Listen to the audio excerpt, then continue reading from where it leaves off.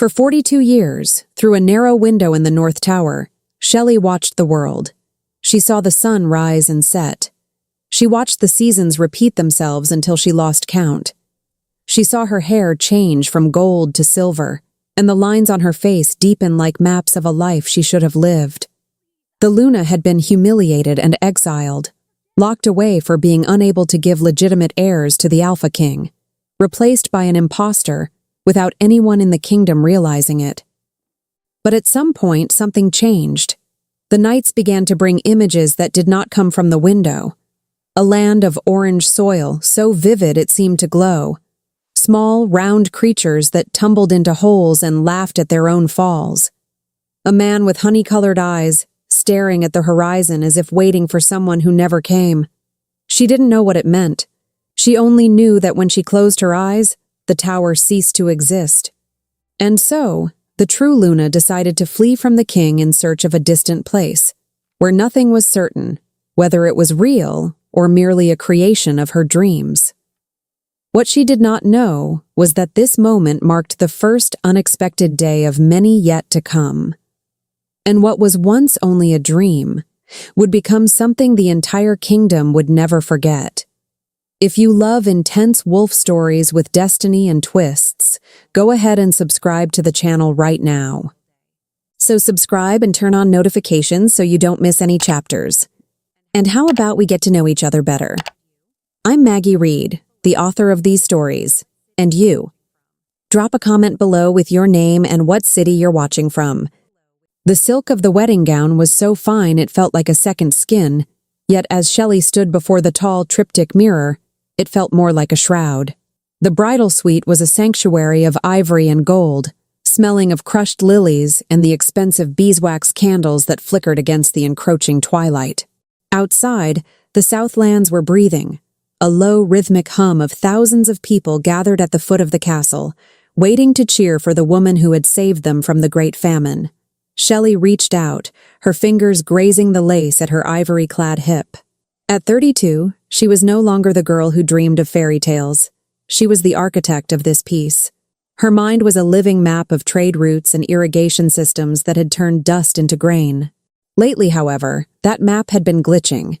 In the quiet moments between drafting decrees, her mind would drift. Not to the borders of the South, but to a place that existed on no parchment. A land of orange soil and golden grass, inhabited by creatures that felt more like a memory than a dream.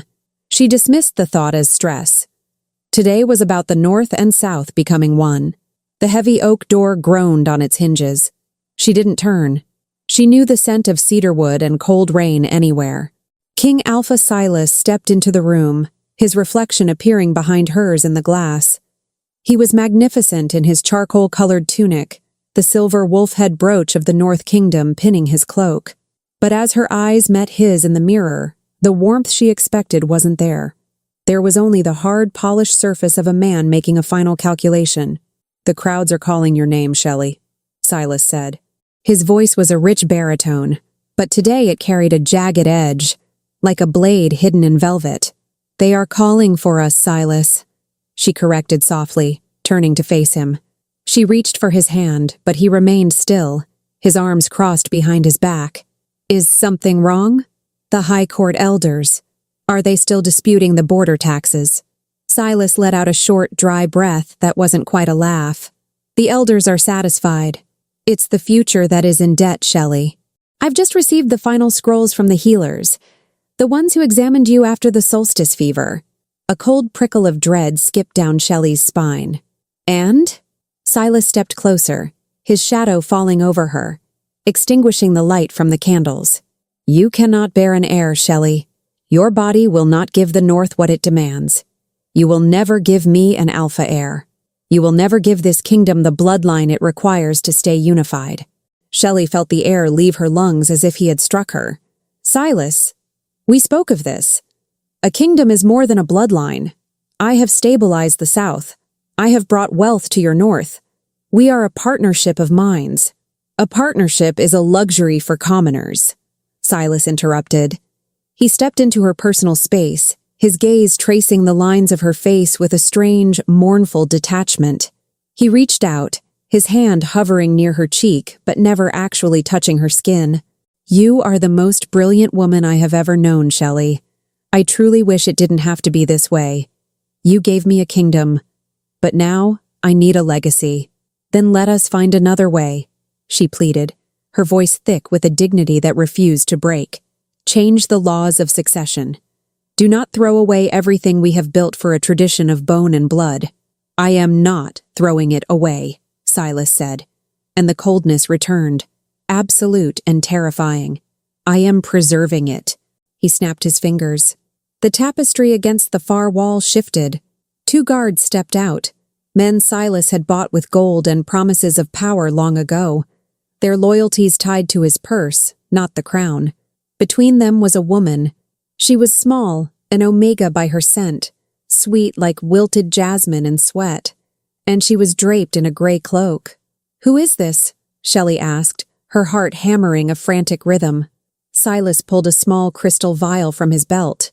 Inside, a pearlescent liquid swirled with a sickly, magical light.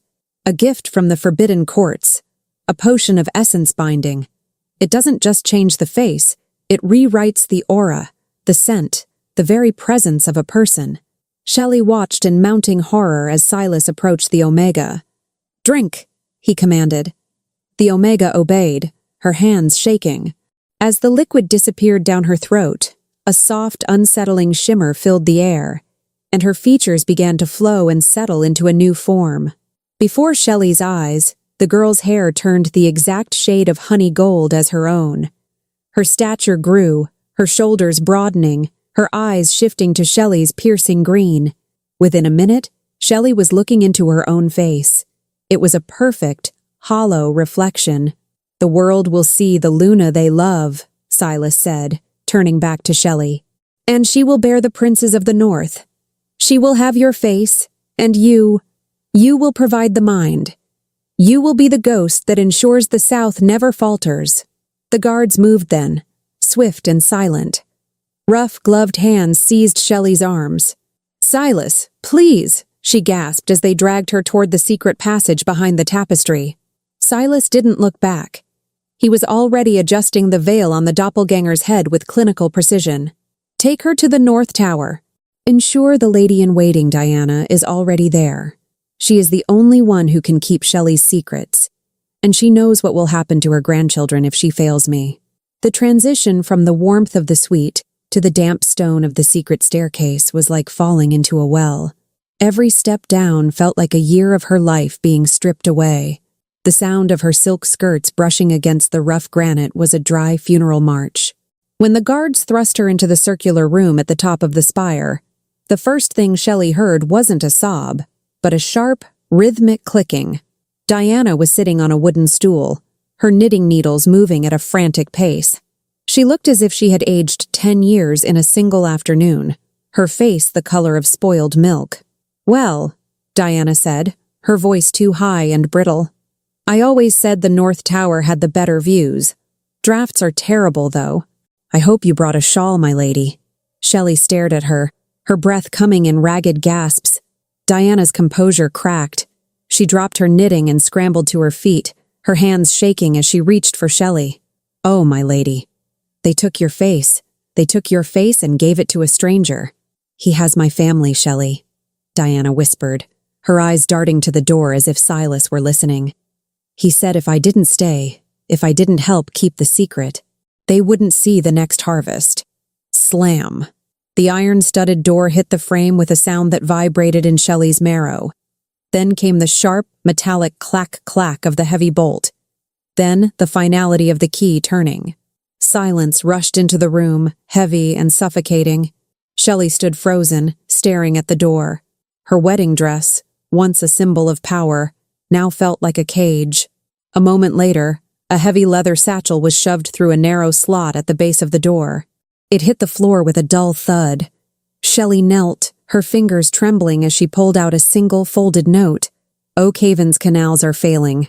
The grain will rot by month's end. Fix it. You know what silence costs, Shelley. Do not make me calculate it for you." Shelley let out a jagged, bitter breath. She looked at the slot, then at the single narrow window that showed only the cold, indifferent stars. She closed her eyes, not to pray, but to breathe. And in the darkness behind her lids, the stone walls fell away.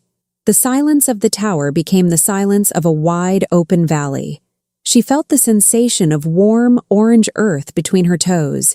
She heard a soft thump, followed by a high-pitched, cheerful squeak. She saw him, the man with the kind eyes and the scarred hands, standing by a drying stream. He looked up, as if he could feel her gaze across the decades and the miles. "Wait for me," she thought, the vision so vivid she could almost smell the sage. Shelley opened her eyes. The tower was still there. The betrayal was still real. But the crushing weight on her shoulders shifted. She stood up, her jaw tightening as she walked to the heavy oak desk and picked up the quill. "He thinks he has buried me, Diana," Shelley said, her voice low and resonant. Diana looked up from the floor, wiping her eyes. "Hasn't he, my lady?" Shelley looked at the maps of Oakhaven, her mind already finding the flaw in the canal's design.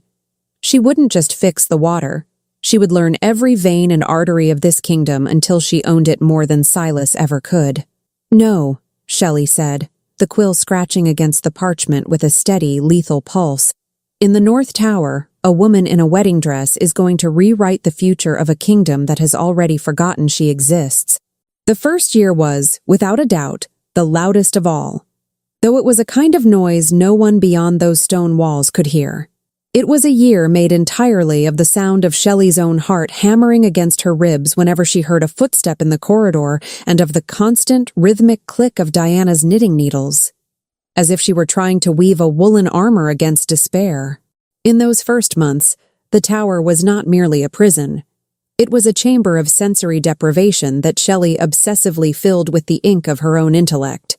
She came to live for the crack at the base of the door, that narrow, cold lip that spat out crises and demanded miracles in the form of crumpled parchments. "He sent another," Diana grumbled one rainy afternoon, when 3 years had already passed since the door had first been shut. She kicked the leather pouch that had just slid across the stone floor with a disdain only 40 years of loyal service could grant. "The great Alpha apparently can't even decide the tax on wool merchants without asking the ghost in the attic," she continued, leaning over a small fireplace where she was trying to toast a stale piece of bread with the intensity of a master chef. "Honestly, Shelley, if I were you, I'd suggest a tax so high the people would rise up and cut him to pieces with their own shearing scissors." Shelley didn't look up from the map spread across the oak table. She was thinner now, and her bridal silks had been replaced by simple, durable wool garments provided by the guards as if they were uniforms of an invisible servitude. Her fingers were permanently stained with ink, a badge of office Silas would never officially grant her, yet one he depended on to keep his kingdom from collapsing. "If the wool merchants fail, the weavers starve, Diana," Shelley said, her voice deeper now, resonant within the circular acoustics of the room. "And if the weavers starve, the families at the foot of the mountains will lose their warmth for winter. I do not serve Silas. I serve the land and the balance he is incapable of understanding." Diana snorted, rolling her eyes as she handed over the toasted bread. "You're too good for your own good, my lady. I, on the other hand, am fueled entirely by resentment. It's excellent for the complexion, keeps the wrinkles away, unlike this damp air that seems determined to turn my bones into sponges." Diana was the steel cable that kept Shelley from drifting into the ether of her own thoughts. While Shelley mapped the kingdom, Diana mapped the tower. She knew exactly which stone vibrated when a guard approached, which breeze carried the scent of the kitchens, and precisely how many insults she could mutter before the man delivering food began to grow suspicious. "The girl, the one with my face," Shelley began, her quill pausing over the parchment. "I heard the bells today. They were ringing for a celebration." Diana stopped eating, her expression softening for a brief second before returning to its usual mask of irritation. 10 years, Shelley. It's been 10 years today. They're celebrating the anniversary of the Luna's union. They say the kingdom hasn't seen such prosperity in a century." Shelley looked at the documents on her table with a bitter smile. She had spent the last 10 years silently negotiating treaties with neighboring clans, rerouting trade paths through mountain passes to avoid the snow, and managing plagues that could have wiped out the southern orchards. The prosperity was hers, but the celebration belonged to a shadow. She's getting better at the role, Diana added. The guards say she's learned to smile exactly like you, though they say she's a bit limited. Silas prefers it that way, I suppose. A mind like yours is too much work for a man who wants to be the only sun in the sky. Shelley did not respond, but she closed her eyes. And that was when the first great change happened. It was not a dream. It was a physical shift of her consciousness. The gray of the stone did not disappear. It was overlaid by a more vivid reality. Suddenly, she was no longer breathing the dust of parchments. She was breathing the scent of wild sage and sun-baked earth. She stood in a field of orange soil so intense it seemed to glow from within. The ground was cracked into delicate geometric patterns, like a thirsty mosaic. And then she saw them. They were small, round creatures with fur the color of toasted marshmallows and eyes like large liquid amethysts. One of them, a particularly round little thing with one ear slightly shorter than the other, was trying to climb a small rock. It made it halfway up, let out a high, hopeful squeak, and promptly fell backward, rolling like a ball of fluff until it bumped into Shelley's foot. It didn't run. It looked up at her, twitched its pink nose, and sneezed. A shadow fell across her in the vision. Shelley looked up and saw the shepherd. He was tall, dressed in a simple tunic of coarse linen. His hair was dark but streaked with silver, the mark of a man who had seen many seasons, and his hands were workers' hands, calloused and dusted with the orange earth of that land. He held a wooden bucket and stared at the dry bed of a stream with a sorrow so deep Shelley felt her own heart ache in response. He looked in her direction, and though she knew he could not see her, his honey-colored eyes lingered in the space she occupied. He let out a long sigh, the sound of a man tired of being strong alone. "Shelley, the tea's getting cold, and I didn't spend 20 minutes coaxing this fire to life for you to stare at a wall," Diana shouted from the tower, and the vision snapped shut. Shelley returned to the reality of stone, gripping the edge of the table. "Diana," she said, her voice trembling, "they are not just animals. They are guardians of that place. And the land is dying because the water has been stolen, just like what happened in Oakhaven." Diana stopped complaining and looked at her, seeing the light in Shelley's eyes, the look of a woman who had found a purpose beyond mere survival. "The Orange Land again? With the clumsy furballs?" "Yes. And the man. He needs help, Diana. He's a shepherd, but he has no path." "Well," Diana said, crossing her arms, "he's not the only one. We've been in this stone cage for decades. If your shepherd wants help, he'll have to wait until we find a way out through a door that only opens for dirty laundry and bureaucracy." Time in the North Tower did not move in a straight line. It moved in concentric circles. It was measured by the number of ink pots Shelley emptied and the number of sweaters Diana finished, only to unravel them and begin again, just to keep her hands busy. Years began to blur. 20 became 30, 30 became 40. Shelley watched herself age in the small, cracked silver mirror Diana had managed to hide in her bodice the day of the abduction. Her golden hair had turned into a dignified, shimmering silver, and the lines around her eyes were maps of the thoughts she had kept in silence. She felt stronger now than she had as a bride. There was a gravity in her spirit that only comes from decades of contained fire. And Silas visited her once every few years. He never stayed long. He stood by the door, never crossing the threshold, looking at her with a mixture of dread and resentment. He had grown fat on the spoils of the kingdom she ruled for him, dressed in the finest silks, but his eyes were hollow like abandoned caves. "The southern clans are restless again," he said on his last visit, 2 years ago. "They want to know why the Luna hasn't visited the forests in a decade. The impostor is aging, Shelley, and the magic is getting harder to maintain. People are noticing she doesn't speak with your precision." "Then let her speak for herself, Silas," Shelley replied without looking up from her work. "Oh, I forgot. You chose her precisely because she had nothing to say." Silas snarled, an animal sound vibrating with his alpha power. But Shelley didn't even blink. She no longer feared his roar. She was the one keeping his throne from collapsing under the weight of his own greed. "You will remain here until the end," Silas hissed. "You are the secret heart of this empire, and I will not allow it to stop beating." But Silas had made a grave mistake. He had forgotten that a heart, even a hidden one, eventually learns to beat on its own, in a rhythm no one else can control. It was in the 42nd year of imprisonment, on an ordinary Tuesday, that the pouch slid under the door and changed everything. It did not contain trade reports or tax disputes, but a decree sealed with the royal sigil. Silas planned to annex the neutral Western territories, a land of orange dust with no apparent value, and use them as a dumping ground for the waste from the northern mines. Shelley's blood ran cold. The western lands, the orange soil of her visions. "He's going to poison it," she whispered. "He's going to kill the land of my visions, and all those creatures." Diana, who had been trying to patch a leak in the ceiling with a piece of stale bread and a prayer, looked down. "Who? The furballs?" "The shepherd. His people. The creatures," Shelley said, rising to her feet. "Silas thinks the land is empty because it produces no gold. But it produces life, Diana. I can feel it. It's a sanctuary he wants to turn into a graveyard." Shelley looked at the decree, and something inside her finally broke. But it was not the breaking of weakness. It was the crack of armor no longer needed. The dignity she had carried for 40 years became a sharpened weapon. "We are leaving," Shelley declared.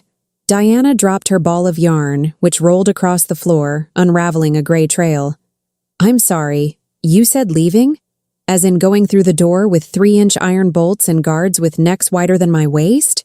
"No," Shelley said, walking to the narrow window as the sun set, casting a long golden finger across the room. "Not through the door, through the window. Shelley, my lady, my queen, my last thread of sanity. We are on the top floor of the North Tower.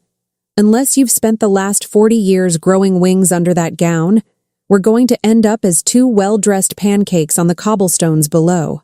"The silk, Diana," Shelley said, her eyes gleaming. "The silk ropes you've been braiding from discarded tapestries and ruined dresses Silas sent here for repair. I know you've hidden them beneath the floorboards." Diana froze, mouth open. Then a slow, mischievous smile spread across her face, revealing the gap in her teeth Shelley had always found comforting. "I thought you hadn't noticed," she whispered. "I was saving them for a rainy day.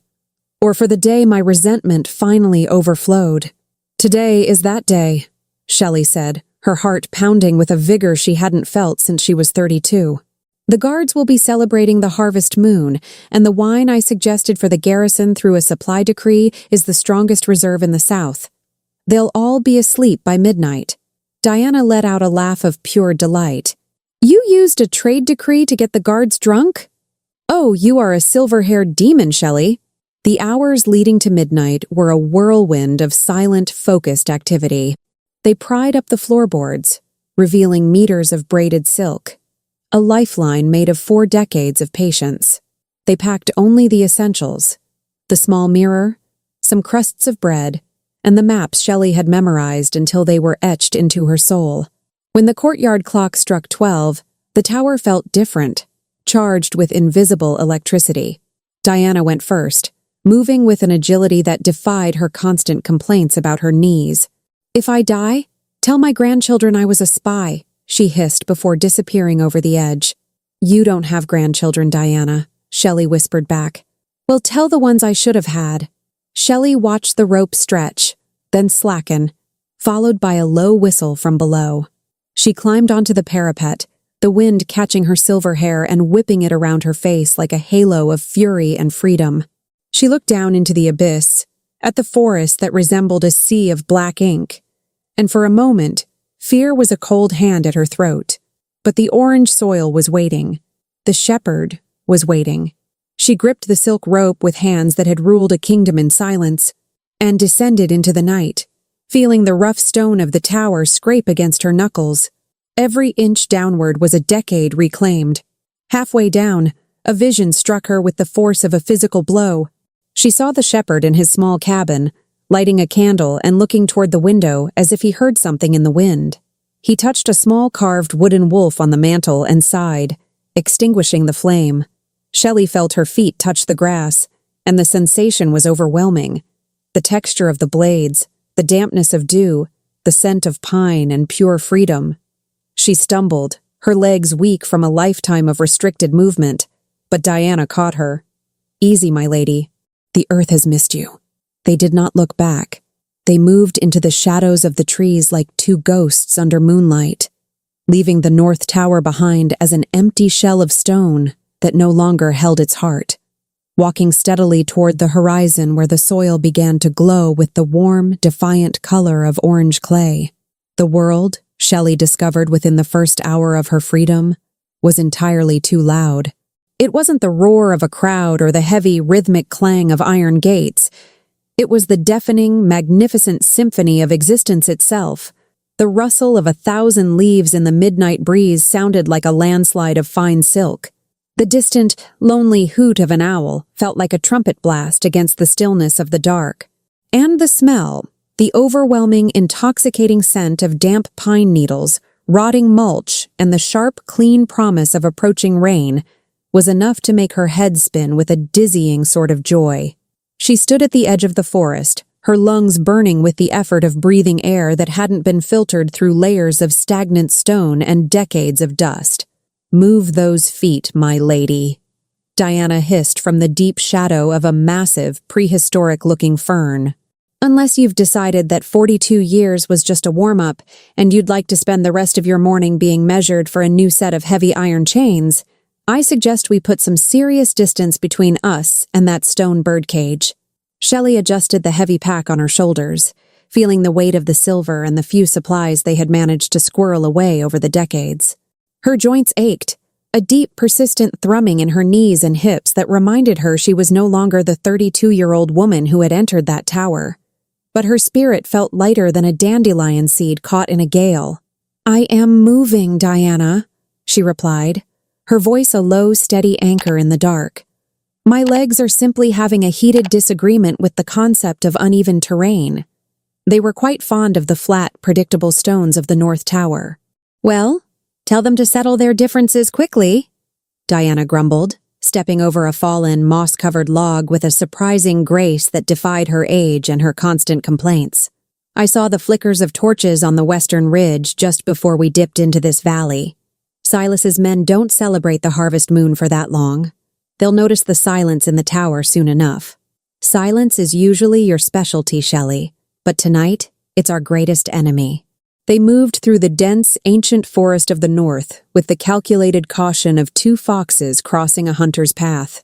Shelley led the way, guided by a mental map she had reconstructed over 40 years of analyzing trade routes, weather patterns, and topography from memory. She didn't need a compass or a star to guide her.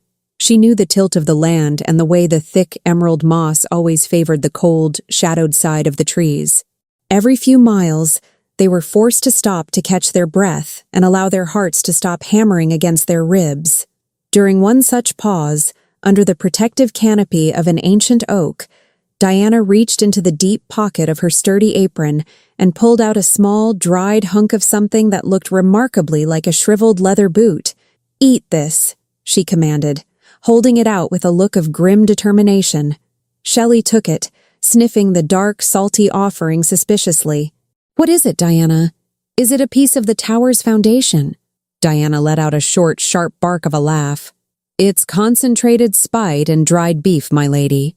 I've been drying it on the tower's highest windowsill for 6 months, hidden behind the broken shutter. It's terrible for the soul, and it tastes like a tragedy, but it's excellent for the hamstrings.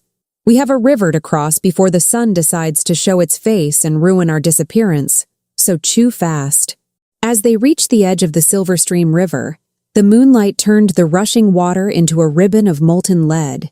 This was the first true test of their escape. The main bridge was heavily guarded, a permanent checkpoint that controlled every ounce of grain and every bolt of silk that passed between the North and the neutral territories.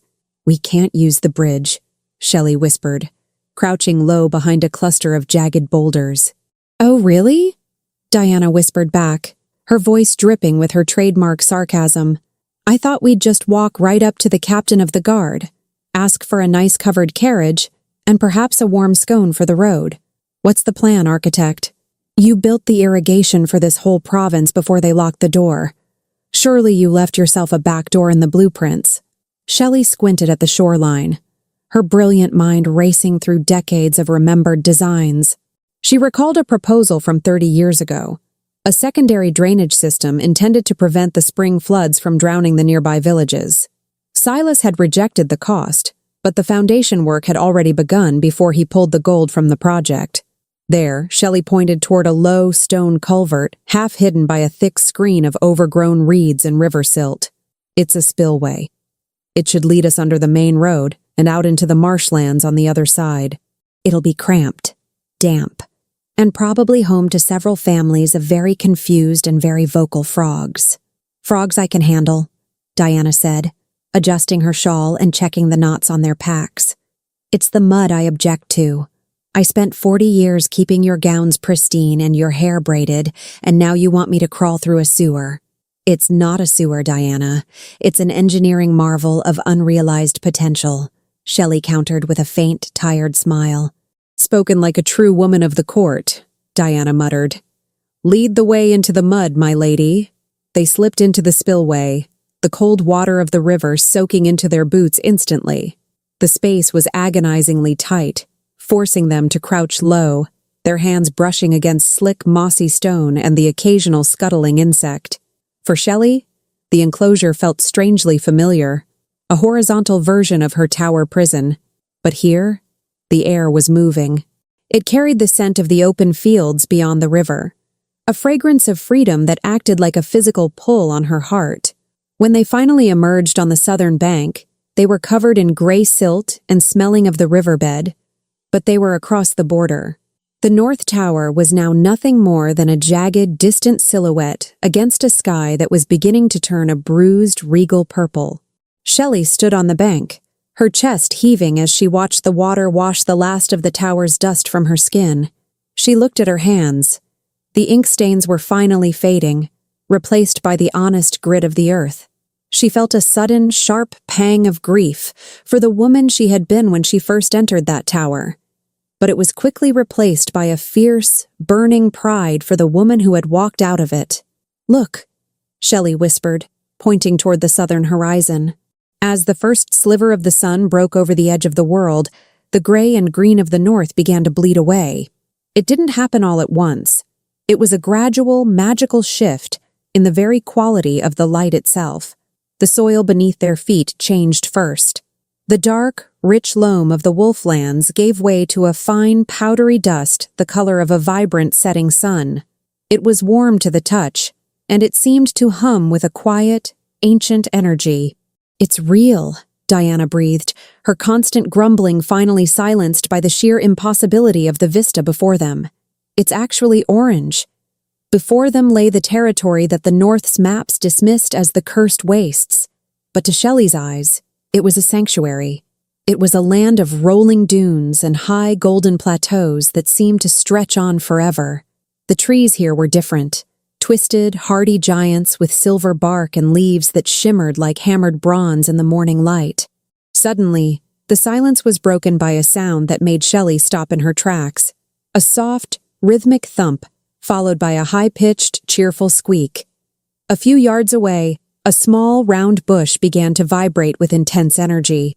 A ball of fluff the color of a toasted marshmallow tumbled out from under the leaves, rolling across the orange dust. It was exactly as Shelley had seen in her visions. The creature had large, tufted ears and paws that seemed slightly too big for its round body. It tried to stand up with an air of great dignity, wiggled its pink nose at them, and then promptly fell over its own tail. It let out a soft, melodic chirp and looked at Shelley with eyes that held the wisdom of an ancient forest and the innocence of a newborn star. "Oh, you poor clumsy thing," Diana cooed, her hard exterior melting instantly. She reached out a hand, and the creature waddled forward, bumping its head against her palm with a satisfied, vibrating hum. "It's like a cloud had an accident with a loaf of bread," Diana whispered, a look of pure wonder on her face. There are more of them, Shelley said, her voice filled with awe. From the golden grass, dozens of the creatures appeared, appearing like soft bubbles rising to the surface of the land. They weren't graceful in the way the wolves of the north were. They were a beautiful comedy of errors in motion. They tripped over pebbles, bumped into one another with soft thuds, and rolled down small inclines with absolute, cheerful abandon. Yet, as Shelley watched them, she realized they were a vital part of the land's heartbeat. Where they rolled, the orange dust seemed to settle and glow. Where they chirped, the hot wind seemed to soften into a gentle breeze. They are the gardeners of this place, Shelley realized aloud. They aren't clumsy because they are broken, Diana. They are clumsy because they aren't afraid of falling. They know the earth will catch them. They followed the trail of the creatures for several miles, the fine orange dust coating their boots and the hems of their clothes until they looked as if they had been dipped in liquid gold. The air here was drier, tasting of wild sage and sun-baked stone, and the heavy, suffocating weight of the North's expectations felt a world away. As they topped a high, sun-drenched ridge, Shelley stopped. Below them, nestled in a valley where the orange soil met a crystal-clear spring, stood a small, sturdy keep. It wasn't a fortress designed for war or secrets. It was a sanctuary of weathered stone and sun-bleached wood. Its walls were covered in climbing, flowering vines, and the smoke from its chimney rose in a straight, peaceful line toward the azure sky. In the center of a field of tall, swaying grass, a man was working. He was exactly as she had seen him in the visions that had kept her sane through the long winters. He was older now, his movements deliberate and filled with a quiet strength. He was currently occupied with guiding a group of the furry creatures away from a patch of particularly delicate blue flowers, using a gentle hand and a voice that carried the warmth of a well-tended hearth. "Come now, Pip. Not the lilies today. Try the clover over by the fence," the man said, his laughter a low, comfortable sound that seemed to anchor the entire valley. Shelley felt a pull in her chest so strong it nearly took her breath away. It wasn't the frantic, romantic pining of a young girl. It was the profound, soul-deep recognition of a partner who had been calling to her across the void of 40 years. Diana looked at Shelley, then at the man, and finally at the glowing orange valley that felt more like a home than the South ever had. She took a deep breath, adjusted her pack one last time, and smoothed back her silver hair with a hand that had finally stopped trembling. "Well," she said, her voice regaining its sharp, protective edge, "he looks like he doesn't know the first thing about managing a grain reserve, negotiating a complex border treaty, or keeping a kitchen in proper order. He's going to be absolutely lost without us, Shelley.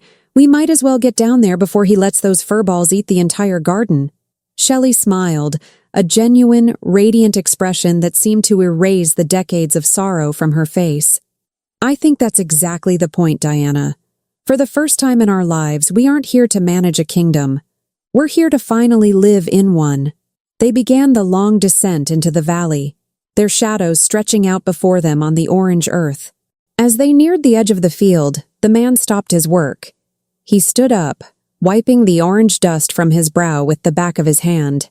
He turned, his honey-colored eyes narrowing against the bright sun as he watched the two silver-haired women approach his gate. He didn't reach for a weapon, and he didn't demand their names or their business. He simply stood there, a man who had been waiting for a dream to finally walk out of the mist and into the light of day. The little creature that Diana had petted earlier ran ahead of them, tripping over a stray root and tumbling twice before landing right at the man's feet. He picked it up, cradling the small, vibrating ball of fluff in his scarred, gentle hands, but his gaze never once left Shelley's eyes. "You took your time," the shepherd said, his voice a soft rasp of surprise and deep, quiet recognition. Shelley stopped just a few feet from him, the warm wind catching her silver hair and whipping it around her face like a halo. She looked at him, really looked at him, and saw the same reflection of her own long, lonely journey in his eyes. "The path was much longer and much steeper than I expected," she replied, her voice steady and clear for the first time in 40 years. "But the destination is exactly as I remembered it." Diana stepped up beside her, looking the shepherd up and down with a critical grandmotherly eye. "I hope you have more than one comfortable chair in that house, Master Shepherd," she said, her hands on her hips. "My knees have been through a river, a sewer, a forest, and 42 years of cold stone floors, and I am officially resigning from the position of a person who stands up."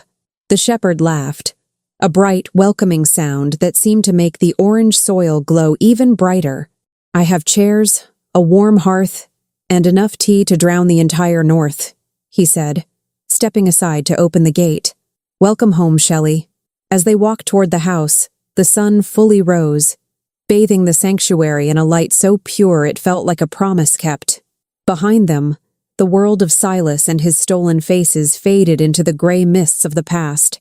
Ahead of them, the gardens were waiting to be planted, the creatures were waiting to be guided, and a new story was finally beginning to be written in the glowing dust of the orange lands. The first night in the sanctuary was not marked by silence, but by a kind of domestic music that Shelley had not heard in nearly half a lifetime. There was no rhythmic dripping of dampness from tower walls, nor the metallic, soul-crushing sound of changing guards. Instead, there was the crackle of a hearth that smelled of aged cedar, and the fierce, rhythmic clatter of Diana arguing fervently with a copper kettle that, according to her, had an insulting tendency to take too long to boil. Shelley sat in a worn oak armchair, feeling the honest texture of the fabric beneath her fingers. It wasn't the cold, hollow silk of the palace, but a sturdy linen that seemed to have absorbed decades of genuine sunlight. Moss moved through the kitchen with an economy of motion that Shelley recognized immediately as the mark of someone who had spent a long time alone, but who had not become bitter with the solitude. He placed a steaming earthenware mug into her hands, and for a fleeting moment, their fingers brushed. His skin was like the earth outside, warm, rough, and undeniably real. "You look at the walls as if you're waiting for them to ask you a question," Moss said, his voice vibrating softly in the warmed air of the room. Shelley smiled, bringing the mug to her lips and tasting the floral, earthy notes of wild herbal tea. "I spent 40 years giving answers to walls that never spoke back," she replied, her voice still adjusting to the simple pleasure of a conversation that wasn't whispered in the dark. "It's a difficult habit to break." Diana, who was busy inspecting Moss's cupboards with the sharp eye of a general planning an imminent invasion, let out a sharp click of her tongue.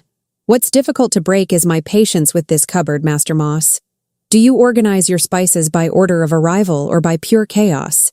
I nearly confused salt for sugar, and if I had served salted tea to my lady after 40 years of captivity, I would have had to throw myself off the nearest cliff out of sheer professional embarrassment." Moss let out a short, warm laugh, leaning back against the wooden table. "The order belongs to whoever can find what they need in the dark, Diana. But feel free to impose your culinary dictatorship. I suspect this kitchen has been begging for a firm hand." He turned his gaze back to Shelley, and the intensity of his attention was almost physical. The creatures, the pips, as he called them, were scattered across the floor like living cushions that occasionally snored. One of them, the smallest and roundest of the lot, had decided that Shelley's boot was the safest place in the world and was now fast asleep on her foot. "They feel what you are, Shelley," Moss said softly. "They feel that you didn't come to conquer this land, but to save it. Silas sent scouts to the border 3 days ago. They don't enter here because of the old legends of the curse, but his greed is becoming stronger than his fear. He wants what is beneath this soil." Shelley looked into the fire, her mind of an architect and strategist beginning to draw invisible lines over the mental map of the valley. Silas doesn't understand that the value of a land is not in what can be extracted from it, but in what it can sustain. He sees mine waste where I see an ecosystem that breathes. If he sends the machines, the water will be the first thing to die. And if the water dies, the pips and this orange soil will become nothing but dust in the wind. She stood up, feeling a cold determination stiffen her posture.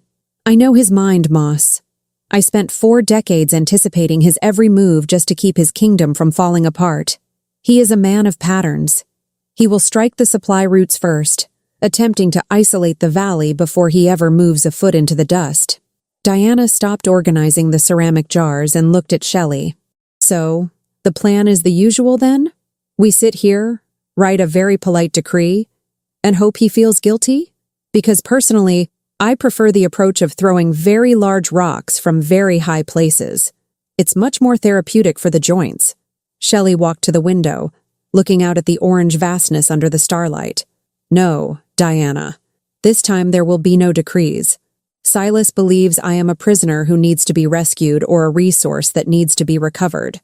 He has no idea that the woman he locked in that tower no longer exists. We aren't going to fight like an army. We are going to fight like the land itself. We are going to use the very geometry of this valley against him. In the days that followed, the sanctuary transformed into a hive of quiet, purposeful activity. Moss taught Shelley how to read the language of the soil, to understand how the roots of the bronze-leaved trees intertwined to hold the moisture, and how the pips, with their clumsy dedication, distributed seeds that regenerated the areas wounded by drought.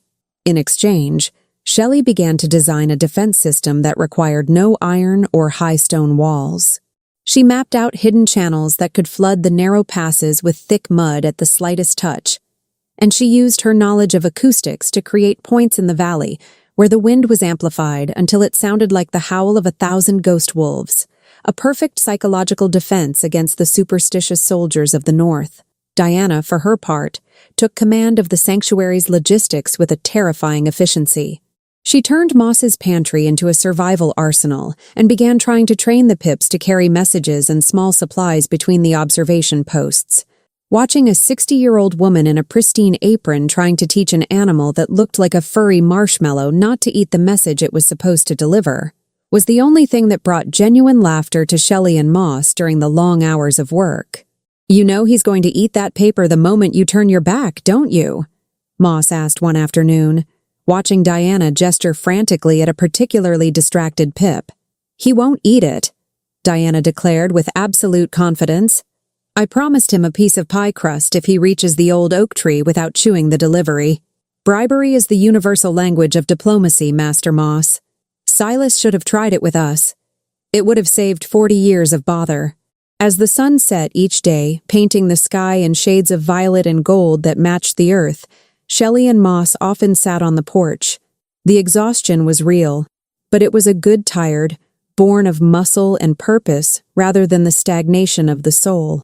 "I used to wonder if you were real," Moss admitted one night, his hand resting near hers on the wooden railing. "The visions were so clear. I saw a woman in a tower of ash, surrounded by paper, and I felt a loneliness that seemed like an echo of my own.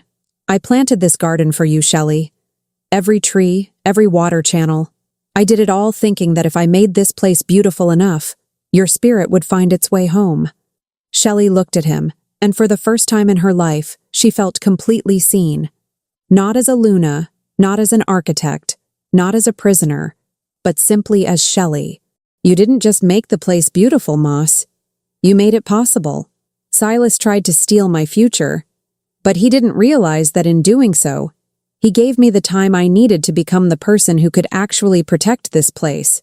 He thinks he's coming for a tired queen. He's going to find the architect of his own end." The peace of the moment was broken by a low, vibrating sound coming from the forest to the north. It wasn't the sound of an animal or the wind. It was the rhythmic thud of metal against stone, the sound of axes and picks. Silas's scouts had finally crossed the invisible border. They were beginning to clear the entrance to the valley, ignoring the land's warnings. Shelley stood up, her silver eyes reflecting the last light of the day.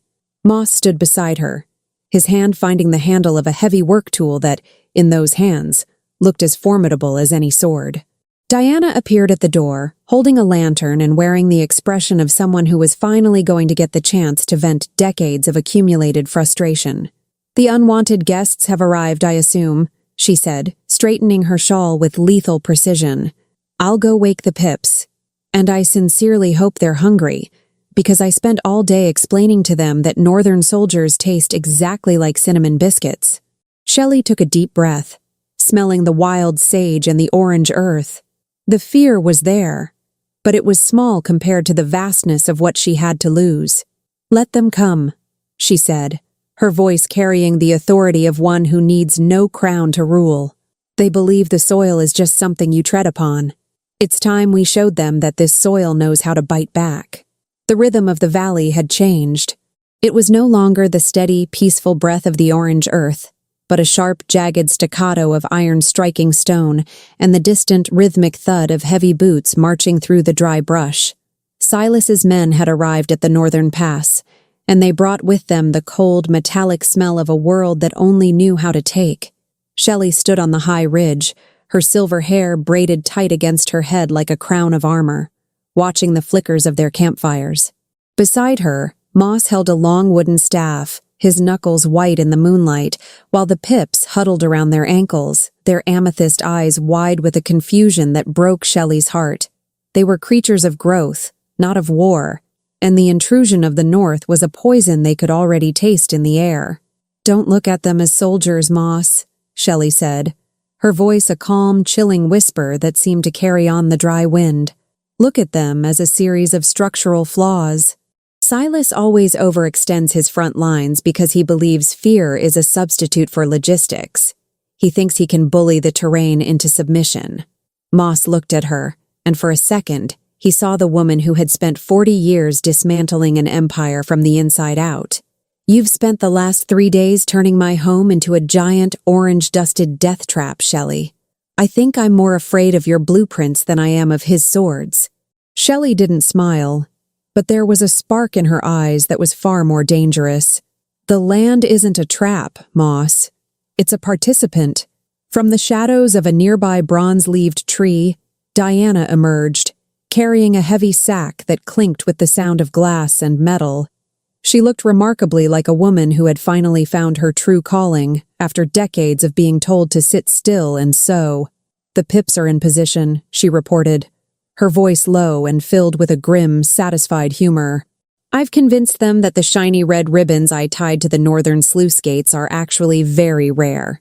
Delicious snacks that can only be eaten if the gates are pulled wide open at the exact moment I whistle. It's a bit of a gamble, considering their attention spans are shorter than a burnt wick, but the promise of extra pie crust is a powerful motivator." The first wave of Silas's scouts moved into the narrow canyon that served as the throat of the valley. They moved with the arrogance of men who had never met an enemy that didn't bleed, their heavy armor clanking and echoing against the walls Shelley had spent years studying in her mind. They reached the center of the pass, their eyes fixed on the glowing sanctuary in the distance, unaware that the ground beneath them was no longer solid. Shelley raised her hand, watching the lead scout step onto a patch of soil that looked no different from the rest, but which she had painstakingly undermined with a network of hidden water channels. "Now," she whispered. At her signal, Diana let out a sharp melodic whistle that cut through the night like a blade. High above, 3 pips, driven by the frantic hope of pastry, tugged in unison on the red ribbons. The sluice gates, designed by a woman who understood the crushing weight of liquid better than any living engineer, groaned and swung wide. A wall of silty, orange-tinted water roared into the canyon, not with the intent to drown, but with the calculated purpose of transformation. The fine dust of the canyon floor, met with the sudden violence of the flood, turned instantly into a thick, suffocating slurry of orange mud. The scouts didn't have time to scream before they were waist-deep in a substance that acted like wet concrete. Every movement they made to pull themselves free only sucked them deeper into the earth's embrace. Their heavy iron plate, designed to deflect swords, now acted as an anchor, dragging them down into the very soil they had come to desecrate. From the ridge, Shelley watched them struggle, her face a mask of cold, architectural precision. She wasn't a wolf of the north anymore. She was the architect of the sanctuary, and she was simply removing an obstruction from her sight. "They're stuck like flies in honey," Diana cackled, though she quickly adjusted her shawl when she realized Moss was watching her with a mixture of awe and mild horror. "Oh, don't give me that look, Mestre Moss. I spent 40 years cleaning the mud off Silas's boots. The least I can do is make sure his men get a proper taste of it. Besides, Shelley didn't design this to kill them. It's a timeout. A very long, very damp, very orange timeout." Shelley nodded, her gaze shifting toward the second line of torches further back. The first wave is neutralized, but Silas won't stop. He'll send the wolves next. As if summoned by her words, a low, guttural howl echoed through the canyon. It was a sound Shelley knew in her marrow. The call of the North's elite trackers, men who could shift and run on the wind. They wouldn't be caught in a mud trap. They would leap over it, their claws finding purchase on the canyon walls. Moss tightened his grip on his staff, his eyes glowing with a protective fire. "Let them come," he said, stepping forward so that he shielded the smallest pip with his body. "They think they know what a wolf is, but they've never met a man who has the entire heart of the West beating behind him." Shelley stepped beside him, her hand finding the small silver mirror in her pocket, the only thing she had kept from the tower. She held it up, catching the light of the moon and reflecting it down into a series of polished bronze plates she had positioned along the ridge. The valley suddenly erupted in a confusing, blinding kaleidoscope of silver and gold light, the reflections bouncing off the quartz-heavy rocks and the shimmering leaves of the trees. To the approaching wolves, the world became a blur of impossible angles and shifting shadows. The acoustics she had tuned began to work, amplifying the sound of their own heartbeats until it sounded like the thundering hooves of 1,000 phantom riders. The elite trackers faltered, their heightened senses turned into weapons against them. They began to snap at shadows, their coordination breaking under the weight of a sensory overload they couldn't comprehend. It was a masterpiece of non-violent warfare, a defense built on the understanding of the mind rather than the strength of the arm. And in the center of the chaos, the pips began to roll. They didn't attack. They simply moved in their clumsy, unpredictable patterns, their fluffy bodies knocking into the disoriented wolves, tripping them and chirping with a frequency that seemed to vibrate the very air. "Look at them," Diana whispered, her voice uncharacteristically soft as she watched a single, round pip accidentally knock a shifted wolf into a thorn bush. "They're winning, Shelley. The marshmallows are actually winning." Shelley watched the chaos for a long moment, but her attention was drawn to a single figure standing at the very edge of the canyon, far beyond the reach of her traps. He was tall, dressed in regal furs, and even from this distance, she could feel the cold, suffocating weight of his presence. It was Silas. He was watching the destruction of his elite force not with anger, but with a terrifying, growing realization. "He sees me," Shelley said, her voice devoid of fear. "He finally understands that the person he's been talking to through a door for 40 years wasn't a ghost. He realizes he didn't lock a queen in a tower. He locked a storm in a box, and now the box is broken." Silas stepped forward into the light of the moon, his face twisted in a snarl of pure, possessive rage. He let out a roar that silenced the pips and made the very orange earth tremble, a sound that demanded obedience from every living thing in the valley. But the valley didn't obey. Moss didn't flinch. Diana didn't stop her grumbling. And Shelley Thorne, the rejected queen and the architect of the Orange Lands, simply stood her ground and looked back at him with the eyes of a woman who had finally found something worth more than a crown. She raised her voice, and for the first time, it didn't carry the weight of a decree, but the power of a home. "You have no territory here, Silas," she shouted, her words echoing through the canyon and drowning out his roar. "The North is a land of stone and ice, but this land belongs to those who stay. This land belongs to the light." The silence that followed Shelley's defiance was heavier than the stone of the tower. Silas stood at the mouth of the canyon, his breathing a ragged, predatory sound that seemed to chill the very air. He looked at the mud-trapped scouts and the disoriented trackers, then back at the silver-haired woman on the ridge. His arrogance, built on 40 years of unchallenged rule, was beginning to crack, revealing a desperate, hollow core. "You think this dirt and these toys make you a sovereign, Shelley?" he roared, his voice stripping away the last remnants of human civility. "You are a resource. You are the engine that ran my kingdom, and I will not let my engine rust in a wasteland of orange dust." He shifted then, not into the controlled form of a leader, but into a monstrous, oversized shadow of a wolf, his fur the color of a winter grave. He charged. He didn't move like the others. He was a force of nature, a landslide of muscle and teeth that ignored the traps and the mud. He used the bodies of his own trapped men as stepping stones, showing a cruelty that made even Diana gasp. Moss stepped forward, his staff held low, his body tensing for a collision that seemed inevitable and fatal. But Shelley reached out and touched his arm, her eyes never leaving the approaching beast. "Not yet, Moss," she whispered. "The land hasn't finished its lesson." Silas leaped, a massive arc that would bring him directly onto the ridge, his claws extended to tear through the piece they had built. But Shelley had not spent 4 decades studying the resonance of stone for nothing. She knew that every structure, no matter how grand, had a frequency that could bring it down. She stamped her foot hard on a specific, hollow-sounding plate of rock, a keystone she had identified weeks ago. The vibration traveled through the quartz veins of the ridge, triggering a series of counterweights she and Moss had rigged deep within the earth. With a sound like a great indrawn breath, the very edge of the ridge didn't crumble. It shifted, a hidden reservoir of pressurized air and water, trapped by Shelley's design, erupted upward in a focused geyser of orange silt and steam. The blast caught Silas mid-air, not wounding him, but stripping away his momentum and coating his thick fur in the heavy, mineral-rich clay of the sanctuary. As he tumbled back into the canyon, the clay began to react with the cool night air, hardening with a speed that defied logic. It was the secret of the Orange Lands, a soil that sought to stabilize everything it touched. Silas struggled, his massive form becoming a living statue, his movements slowed by the sheer weight of the earth that now claimed him. He wasn't being killed. He was being encased in the very territory he sought to exploit. Diana leaned over the edge, her lantern swinging dangerously low. "Well," she remarked with a satisfied sniff, "he always did say he wanted to be part of history. Now he can be a monument to his own bad manners. I must say, Shelley, the orange suits him much better than that dreary northern fur. It brings out the cowardice in his eyes."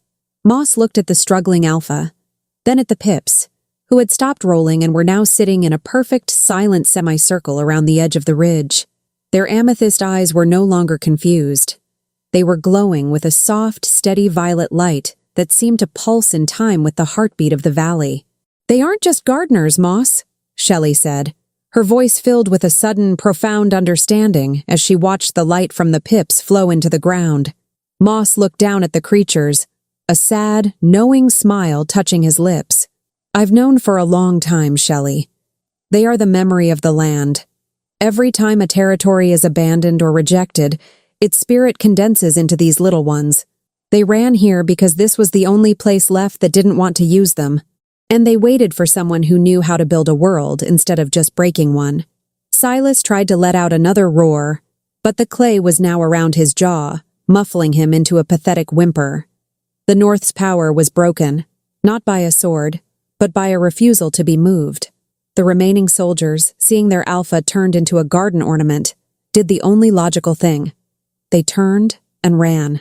They fled back into the gray mists of the north, carrying tales of a silver-haired witch and a valley that ate armies and spat out silence. Shelley watched them go, but she felt no triumph, only a deep, settling peace. She turned to Moss, her hands finally relaxing. "It's over, isn't it? The tower is finally gone." Moss took her hand, his thumb tracing the ink stains that would likely never fully disappear, and that was perfectly fine. The tower was just a school, Shelley. This is the life you were studying for. Diana cleared her throat loudly, already heading back toward the keep. Yes, very moving, very poetic. Now, if we're quite finished with the dramatic lighting and the encasing of tyrants in mud, I have a kitchen to reclaim. Those pips have hair everywhere, and I suspect one of them has been sleeping in the bread box. And Mestre Moss, if I find one more spice jar out of place, I'm going to start charging you rent in manual labor." Shelley and Moss shared a look of weary, joyful amusement and began the walk back down to the house. The orange dust rose in small golden clouds around their feet, and the pips tumbled along behind them, squeaking and chirping in a victory parade of pure, unadulterated clumsiness. As they reached the porch, Shelley paused and looked back at the valley.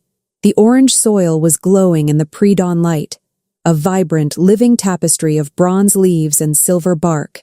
She realized then that the sanctuary wasn't a place you found. It was a place you maintained with every choice, every blueprint, and every act of care. Silas would eventually break free of his clay shell, or perhaps his own people would come to collect the statue of their failure, but it didn't matter. The boundary had been set. The architect had arrived, the shepherd had held the line, and the rejected heart of the world had finally found a beat it could trust. Shelley stepped into the warmth of the house, the smell of cedar and tea welcoming her home, and for the first time in 42 years, she didn't look back at the shadows. She simply closed the door on the past and listened to the kettle begin to boil. The morning after the battle brought a sun that didn't just rise, it reclaimed the sky. The orange dust, still damp from the midnight flood, began to steam, sending ribbons of gold-tinted mist curling around the bronze trees. Inside the keep, the air was thick with the scent of pine tar soap and the frantic rhythmic scrubbing of a brush against stone. Diana was on her hands and knees in the entryway, battling a stubborn smudge of northern mud as if it were a personal insult from Silas himself. If that man thinks he can track the gloom of the north into this house and expect me to just live with it, he has another thing coming, she muttered, her voice echoing off the rafters. I've survived a coup, a kidnapping, and 42 years of stone-cold silence, but I will not survive a dirty foyer. Shelley, if you and that shepherd of yours plan on standing there looking poetic for the rest of the morning, I suggest you do it on the porch. My patience for dramatic silhouettes is currently at an all-time low. Shelley leaned against the door frame, a small, tired smile tugging at her lips. Her silver hair was messy, and her hands were still stained with the minerals of the geyser. But for the first time, she didn't feel the need to hide them. Moss was outside, standing by the perimeter where the clay-encased scouts were slowly being chipped out of their earthen prisons by a few brave pips who seemed to think it was a new kind of game. The shepherd looked up as Shelley stepped onto the porch. The tension that had defined his shoulders for years had finally begun to soften. Silas is gone, he said, his voice a low rasp of disbelief. He retreated to the ridgeline at dawn. He took his pride, what's left of his trackers, and a very vivid memory of what happens when he tries to touch this soil. He won't be back, Shelley. Not today, and not ever. He knows now that you aren't a secret he can keep. You're the foundation he lost. Shelley walked down the steps, the orange dust rising in soft, welcoming puffs around her boots. She looked toward the canyon mouth, where the hardened clay statues of the North's arrogance were already beginning to crack under the warmth of the sun. He didn't lose me, Moss, she said softly. He threw me away because he couldn't control a structure he didn't build.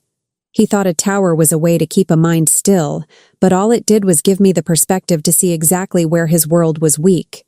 A small pip, the one with the lopsided ear, tumbled out from under a nearby bush and rolled directly into Shelley's path. It chirped, a bright, vibrating sound of pure victory, and presented her with a small, shimmering quartz pebble it had found in the mud. Shelley knelt in the dirt, ignoring the protests of her aching knees, and took the gift. Thank you, Pip, she whispered. The creature hummed, bumping its marshmallow soft head against her palm, before rolling off to join a group of its fellows who were currently trying to figure out if a discarded northern helmet was edible. Moss stood beside her, his shadow falling long and protective over the orange earth. What happens now? He asked. The North knows where we are. The South will eventually hear the rumors of the Silver Queen of the Wastes. The world doesn't like empty spaces, Shelley. They'll want to fill this valley with names and borders again. Shelley stood up, looking out over the vast, shimmering expanse of the sanctuary. Her architect's mind was already moving, but not toward walls or fortifications. She saw irrigation lines that would bring the spring water to the farthest reaches of the dunes. She saw sustainable groves of bronze-leaf trees that would provide shade for the pips. She saw a sanctuary that wasn't hidden by fear, but protected by its own vitality. Then we let them come, Shelley replied, her voice steady and filled with a new, quiet authority. But they won't come as conquerors. They'll come as refugees from the world Silas built. We aren't building a fortress, Moss. We're building a precedent. We're proving that the rejected, the broken, and the silent can build something more enduring than any empire. From the house, the sound of a shattering plate was followed by Diana's indignant shout. That's it. The Pips are officially banned from the pantry. I don't care how many battles they helped win. If I find one more tuft of fluff in the flour bin, there will be consequences that no amount of orange mud can fix. Shelley laughed, a sound so clear and bright it seemed to startle the very birds in the trees. Moss joined her, his laughter a deep, echoing harmony. They stood there in the center of their orange world, the architect, the shepherd, and the grumpy protector, as the sun fully took the valley. The tower was a memory, the north was a shadow, and the future was a map that Shelley Thorne was finally, at long last, ready to draw for herself. The Orange Valley was no longer a secret, and the silence that had protected it for 40 years was being replaced by the busy, chaotic hum of a new world. It began with a single silhouette on the horizon, a young wolf, barely more than a pup, with ribs showing and eyes full of a terror that Shelley recognized as clearly as her own reflection. He hadn't come to conquer. He had run until his paws bled, following the rumors of a silver-haired woman who had turned the Alpha's greatest army into garden statuary. Diana was the first to spot him from the porch, her squinted eyes narrowing with a familiar, sharp skepticism. "We have a visitor, Shelley," she called out, not bothering to lower her voice. "And by the look of him, he hasn't had a decent meal since the last century.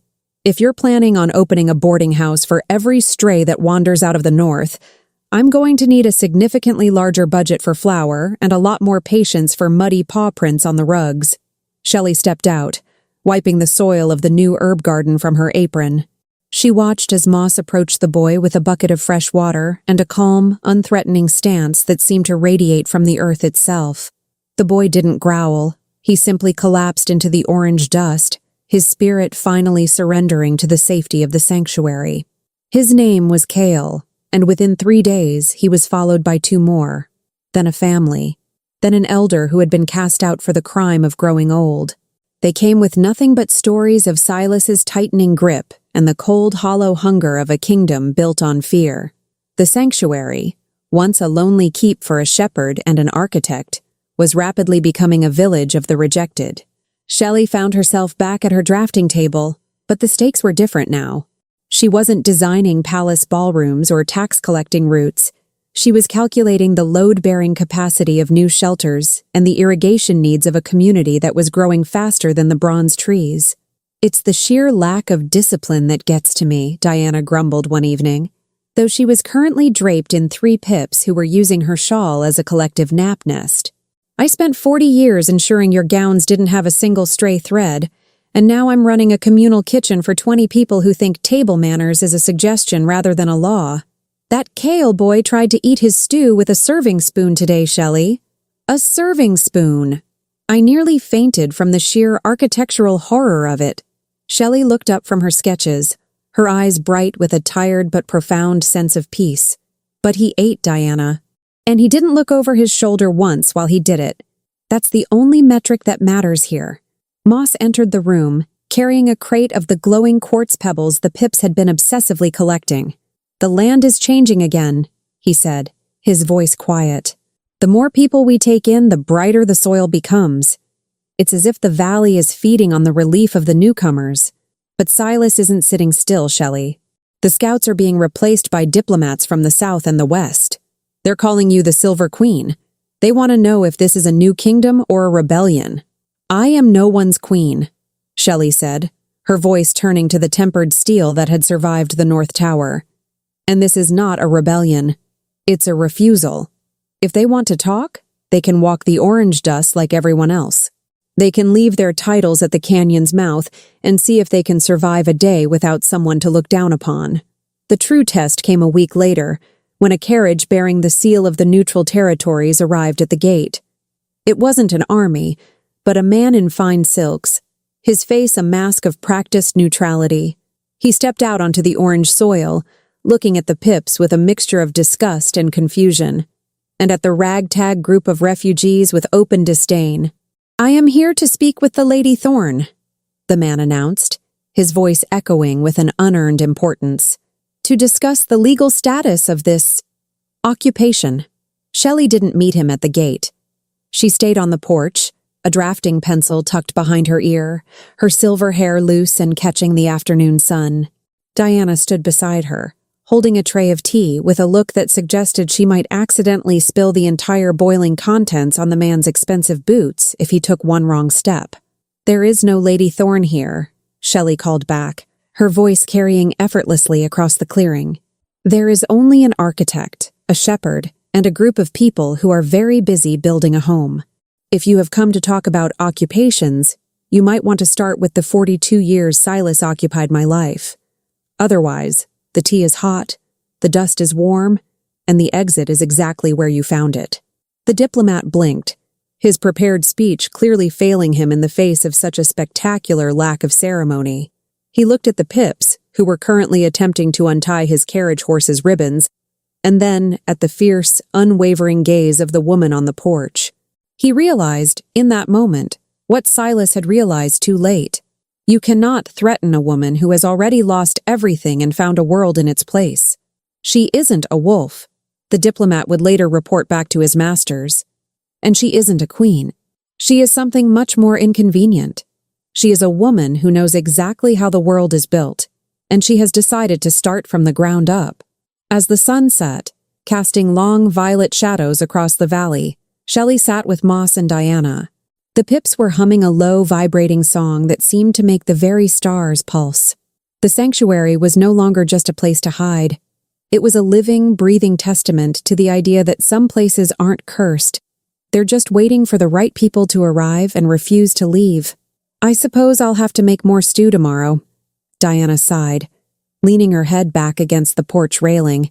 "But if one more Pip tries to help me peel potatoes, I'm going on strike." "I mean it this time, Shelley." Shelley laughed, taking Moss's hand and watching the first lights flicker on in the new shelters across the valley. "I believe you, Diana," she said, her heart finally, completely at rest. "I believe you every single time." The first winter in the sanctuary did not arrive with a whisper. It arrived with a roar of frost that turned the orange dust into a shimmering, brittle crust of copper ice. For Shelley, the cold was an old acquaintance, a familiar ghost from the North Tower. But here, it was different. In the tower, the cold had been a stagnant weight meant to numb the mind. In the valley, it was a challenge to be met with wood smoke, wool, and the huddling warmth of a community that refused to freeze. Diana had declared a state of emergency the moment the first snowflake touched the porch. "If I survived 40 years of stone floors only to have my toes turn into icicles in this orange desert, I will be very cross with the universe," she announced, swaddling herself in so many layers of knitted shawls that she looked like a particularly disgruntled woolly mountain. "Kale, stop standing in the doorway. You're letting out the expensive heat and letting in the free frost. If you want to be an ice sculpture, go stand by the canyon with Silas's scouts." Shelley sat at the long wooden table, her fingers tracing the new maps of the valley's thermal vents. She had discovered that the orange soil held on to the heat of the day far longer than the gray earth of the north, and she was busy designing a series of subsurface ducts to pipe that warmth into the new shelters.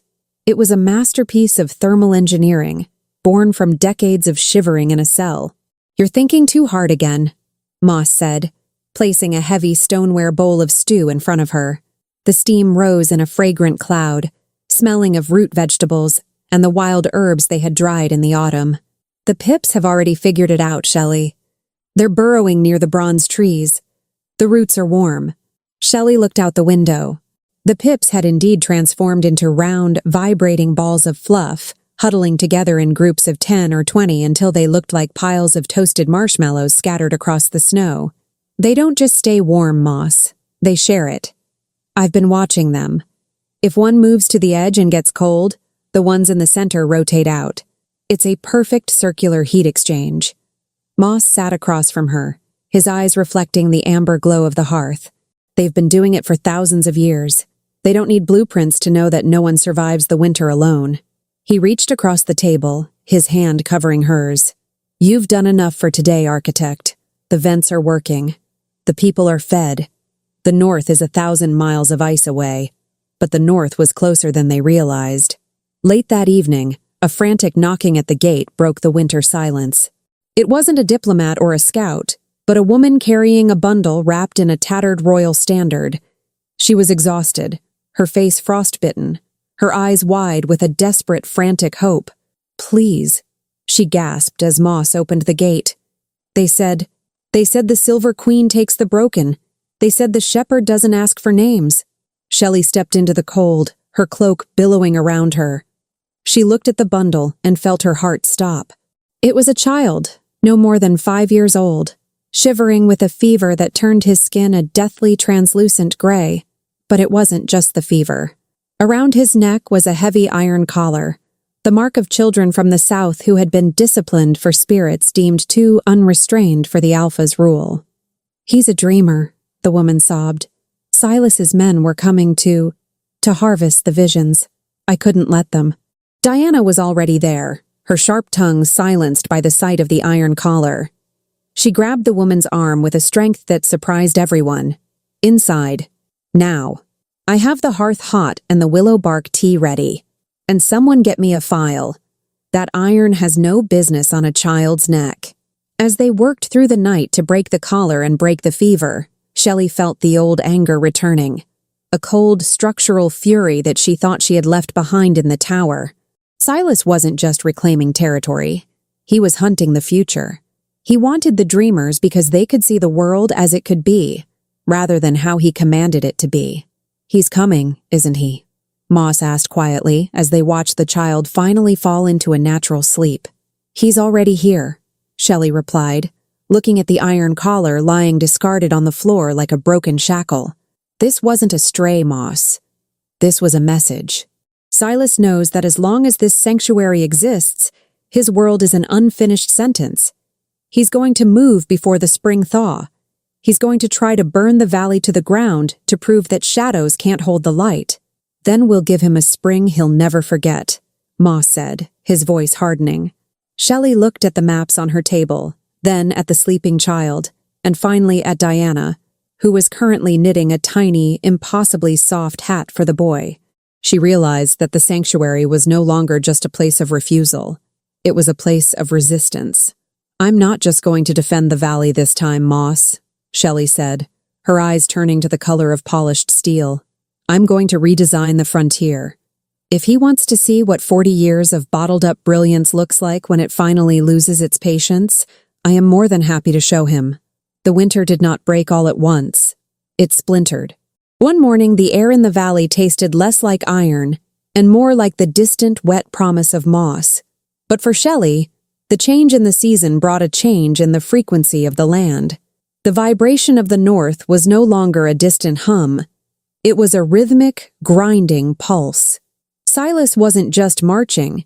He was bringing the heavy siege engines of his ancestors, machines of war that had been designed to crush the very foundations of the earth. Diana stood at the kitchen window, her reflection in the glass framed by the frost that refused to melt. "He's bringing the iron breakers," she said, her voice unusually devoid of its usual biting sarcasm. "I remember the sound from when I was a girl. They don't just knock down walls, Shelley. They shake the soul until it forgets how to hold together. If he brings those into the valley, your mud and your lights won't be enough. He'll turn this orange dust into a graveyard before the first sprout can even dream of green." Shelley didn't look up from her drafting table. She had been awake for 3 days, her silver hair spilling over maps that were now covered in complex, non-linear equations. "He's a man of mass, Diana," Shelley whispered, her pen scratching a frantic, precise trail across the parchment. "He believes that if you have enough weight, the world has to move for you. He's forgotten that the strongest structures aren't the ones that resist. They're the ones that redistribute." Moss entered, his coat dusted with the pale remnants of the last snow. He looked at the child, the dreamer, who was sitting on the floor playing with the lopsided ear pip. The boy was humming, and as he did, the quartz pebbles in his hand glowed with a soft, pulsing violet light. "The scouts say the machines are at the throat of the canyon," Moss said. "They're clearing the mud with heat stones. It'll take them 2 days to reach the inner ridge." "What's the plan, Shelley?" My staff can't break iron, and the pips are terrified. Shelley finally looked up. Her eyes were sunken, but the light in them was terrifyingly clear. We aren't going to break the iron, Moss. We're going to give it nowhere to stand. I've been analyzing the resonance of the valley floor. The orange soil sits on a layer of hollow limestone and subterranean rivers. It's a drum, Moss. A giant, ancient drum. She pointed to a specific point on the map, a narrow bottleneck just before the keep. If he brings the iron breakers here, the vibration of his own machines will act as the hammer. I've designed a series of acoustic baffles, inverted arches made of bronze wood and quartz. Instead of the machines crushing the ground will vibrate at a frequency that turns the iron breakers into scrap metal in minutes. And the people? Diana asked, her hand resting on the dreamer's shoulder. The vibration that breaks iron will break bones too, won't it? Not if they're in the center of the resonance, Shelley replied, her voice softening. I need everyone in the keep. I've tuned the foundation of this house to be the still point. It will be the only place in the valley where the air doesn't scream. But I need the dreamer. I need him to bridge the gap between the design and the land. He doesn't just see the future, Moss. He feels the rhythm of the soil. He's the conductor. The next 48 hours were a blur of calculated desperation. Shelley and Moss worked under the cover of the mist, burying the bronze wood arches in a precise geometric pattern across the bottleneck. Every placement had to be perfect.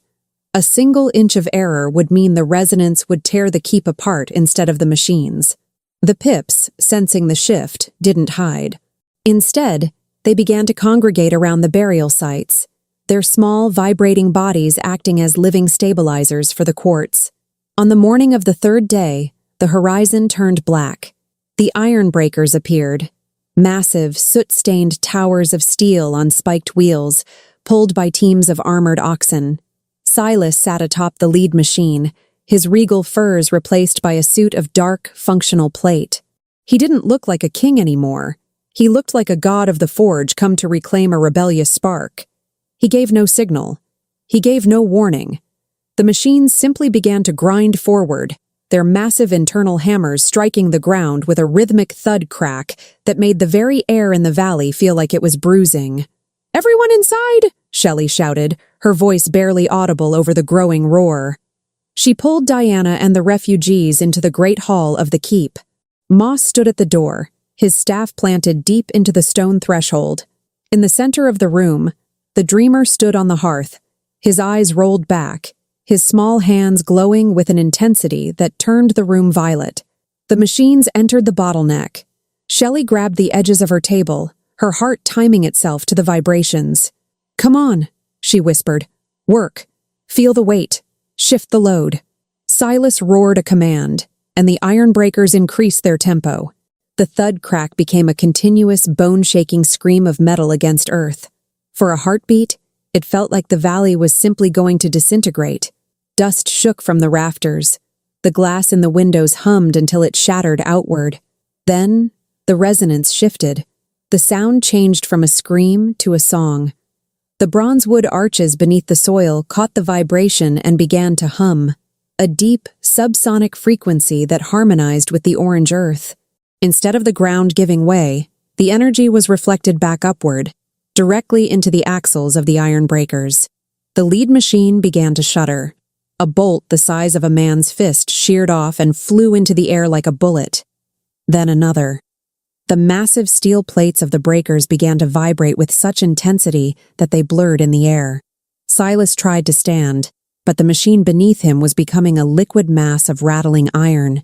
Within minutes, the terrifying siege engines of the north weren't being destroyed. They were being vibrated into their component parts. The iron breakers simply fell apart, the steel turning into a heap of useless, singing scrap. The armored oxen, sensing the release of the weight, broke their chains and ran toward the greening edges of the valley, leaving Silas standing in a mountain of his own rusted ambitions. The silence that followed was absolute. Shelley walked out onto the porch, her legs shaking, her breath coming in ragged gasps. She looked down at the bottleneck. Silas was there, standing amidst the ruins of his power, his face covered in the orange dust that now seemed to claim everything. He looked up at her, and for the first time in 42 years, there was no anger in his eyes.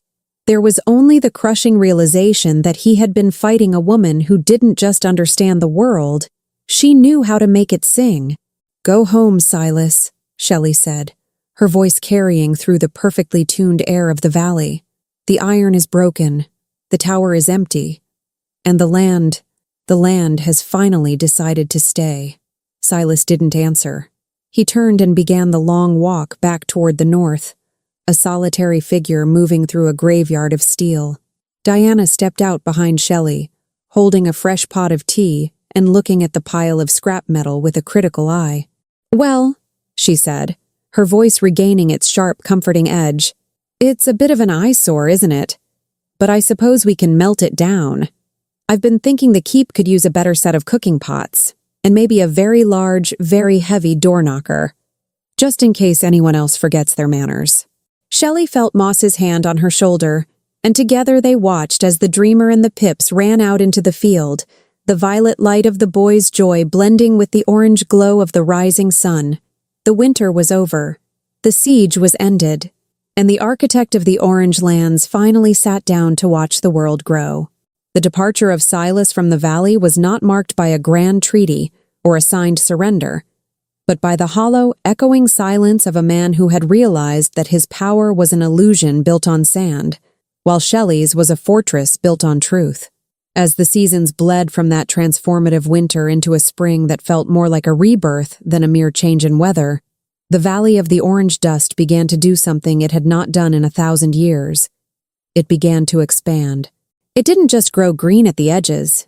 The very vibration that Shelley had tapped into to break the iron engines began to ripple outward, smoothing the jagged, grieving cracks of the cursed lands and turning the dry, bitter wind into a warm, floral sigh.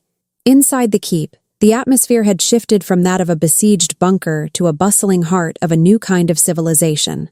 Diana, who had spent 40 years complaining about the dust of a single tower, now found herself the unofficial matriarch of a village that numbered in the hundreds.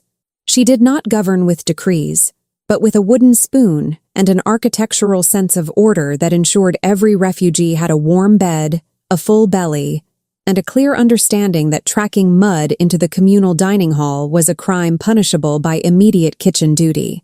She had traded her silks for sturdy, sun-bleached linen, and though her hair was a brilliant crown of silver, she moved with a vitality that suggested she had reclaimed every second the North had stolen from her.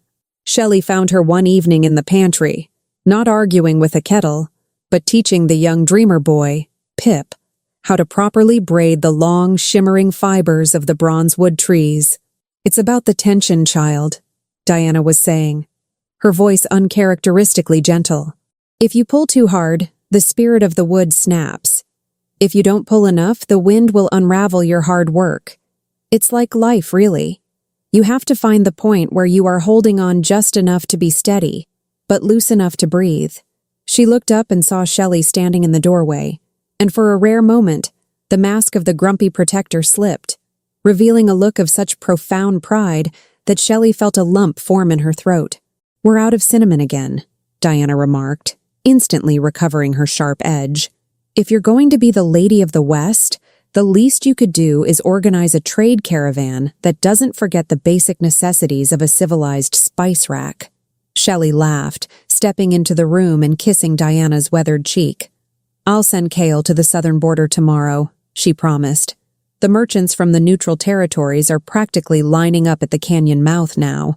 They don't call it the Cursed Lands anymore, Diana. They're calling it the Amber Sanctuary. The growth of the sanctuary was not merely physical. It was a structural shift in the politics of the world. With Silas's power broken and his reputation as an invincible alpha shattered by a woman and a handful of furry marshmallows, the Northern Kingdom began to decentralize. The wolves who had been fixed or exiled found their way to the valley, bringing with them the skills and stories that Silas had tried to erase. Shelley sat at her drafting table, but she was no longer designing traps. She was designing a great library, not of stone and parchment, but of living memory. She used her knowledge of acoustics to build a whispering grove, where the dreamers could record their visions into the very sap of the bronze trees. ensuring that the history of the rejected would never be lost again. Moss was her constant shadow, her partner in the truest sense of the word. He was the one who translated the needs of the earth to her, and she was the one who gave those needs a form. One afternoon, they walked together to the very center of the valley, to the place where the first geyser had erupted. The orange soil here was now a deep, rich ochre, and the grass was a vibrant, shimmering gold. In the center of the clearing stood a massive, ancient bronze tree, its branches spreading wide like the ribs of a cathedral. "You knew, didn't you?" Shelley asked, leaning her head against his shoulder. "When I was just a vision in your head, you knew it would end like this." Moss shook his head, his hand finding hers. "I didn't know how it would end, Shelley. I only knew that the land was holding its breath, waiting for someone who understood that you don't own a place by marking it. You own it by listening to it. You didn't just save this valley, you gave it a voice, and in return, it gave us a home." They watched as a group of pips rolled past, followed by a line of orphaned pups who had been rescued from the southern borders. The pips had become the unconventional nannies of the sanctuary, their vibrating hums a natural sedative for the traumatized children, their clumsy antics a constant source of healing laughter. The smallest pip, the one with the lopsided ear who had given Shelley her first quartz pebble, was now the leader of his own sprawling family. He stopped at Shelley's feet, looked up with his liquid amethyst eyes, and let out a chirp that sounded remarkably like a thank you. As the years began to pass, the legend of the Silver Queen and the shepherd grew, but the people within the valley knew the truth was much simpler. It was the story of a woman who had been told she was a resource, and a man who had been told he was a hermit, and a land that had been told it was a wasteland. Together, they had proven that the world is not a series of fixed points, but a fluid, living design that can be rewritten by anyone brave enough to pick up the pen. The final confrontation with the past came on a quiet autumn day, nearly 5 years after the siege. A small, unadorned carriage arrived at the gate, carrying a woman who looked so much like Shelley that the refugees in the village stopped and stared in a stunned, uneasy silence. It was the fixed Luna, the woman Silas had used to replace Shelley 47 years ago. She stepped out onto the orange dust, her movements stiff, her eyes vacant and clouded with the weight of decades spent being someone else's shadow. She didn't ask for power. She didn't ask for her title back. She simply walked to the keep and sat on the bottom step looking at her hands. Shelley found her there, and for a long time, the two women, the original and the echo, simply sat together in the fading light. "He's gone," the other woman whispered, her voice a thin, fragile thread. "Silas passed during the first frost of the north. He spent his last days staring at a lump of orange clay he brought back from the canyon. He kept calling it his greatest mistake." Shelley looked at the woman who had lived the life she was supposed to have, the life of a queen in a cold palace, and felt nothing but a profound, cleansing pity. "You're not an echo anymore," Shelley said, taking the woman's hand. "In this valley, the resonance only cares about who you are now. You can stay. You can learn to be yourself." The woman looked up, a single tear carving a path through the dust on her cheek. "I don't know who that is." "Then we'll start with the foundation," Shelley replied, echoing the words she had once said to Diana. "We'll build it from the ground up." As the sun set on that final chapter of the old world, the amber sanctuary glowed with a light that could be seen from the highest peaks of the north. It was a beacon of the unwanted, a testament to the fact that no land is cursed and no person is broken beyond repair. Diana finally retired from her dictatorship of the kitchen, passing her wooden spoon to Kale, though she still spent her days sitting on the porch, knitting endless rows of soft purple scarves for the pips and critiquing the way the new buildings were aligned with the wind. Moss and Shelley lived in the keep until their hair was the color of the winter moon and their skin was as etched as the limestone beneath the valley. They were never officially married by a priest or a king, but every tree they planted and every child they sheltered was a vow kept. When the time finally came for them to move on, they didn't leave a void. They left a structure, a society built on empathy, a landscape built on resonance, and a story that would be whispered by the dreamers for 1,000 generations. The very last vision recorded in the Whispering Grove was not of a battle or a queen. It was a vision of a small, round creature rolling through a field of golden grass, a silver-haired woman laughing in the sun, and a man holding a shepherd's crook made of bronze wood. It was a vision of a world where the iron had turned to song, where the walls had turned to windows, and where the rejected had finally, after everything, decided to stay. The land, which had once been called a wound, was now a scar. But a scar is just skin that has grown back stronger than it was before. The orange dust continued to glow, the pips continued to roll, and the legacy of Shelley Thorne remained as a permanent, immovable keystone in the architecture of the world. There were no more towers, there were no more exiles.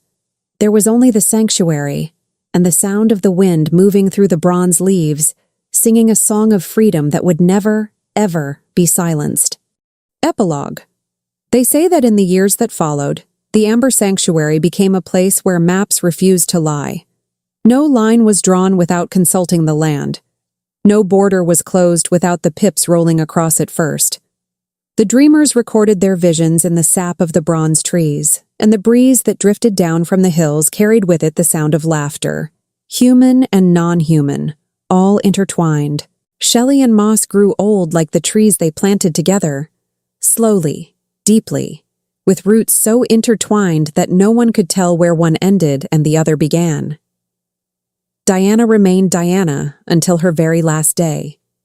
She complained about the wind, the dust, the way the pips rearranged her kitchen whenever she turned her back. But every morning, before her coffee, she opened the window overlooking the valley and smiled. King Silas was never seen again. Some say he wandered the north until his final days, carrying a handful of orange clay in his pocket, repeating to himself the words he had never managed to understand while there was still time. The land belongs to those who stay. In the sanctuary, no one used titles anymore.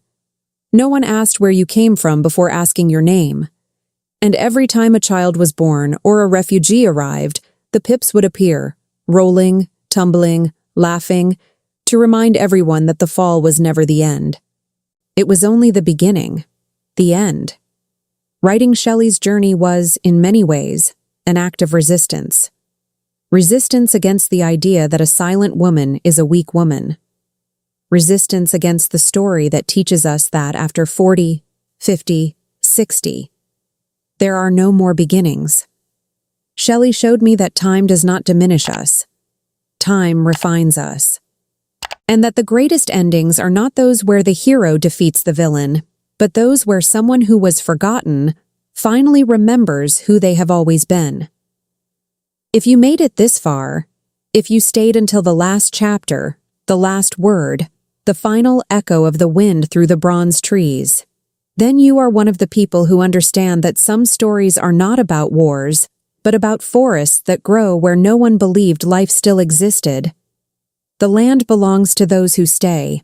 This was the phrase Shelley shouted to Silas on the battlefield. And it is also what I want to leave with you. In the comments, if you stayed until the end, write only this sentence. The land belongs to those who stay. It will be our secret code, a way for us to know, among ourselves, that you were here, that you witnessed, that you stayed. It was an honor to walk this valley with you. With gratitude, and always in search of new beginnings, Maggie Reed.